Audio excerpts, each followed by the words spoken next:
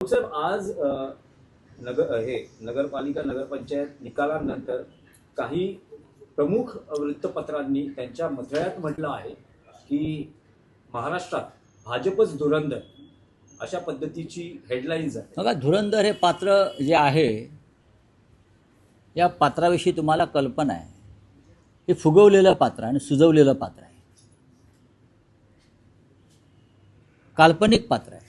धुरंधर आहे, ते खरं पात्र नाही आहे. त्यातलं खरं पात्र कोणतं असेल तर हेमंत डकैत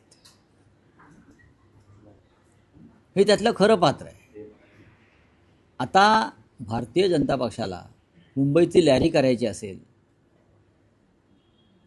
लॅरी, तर ते अशी धुरंधर धुरंधर अत्यंत खोटं पात्र आहे, सुजवलेलं आणि फुगवलेलं पात्र आहे ते धुरंधर.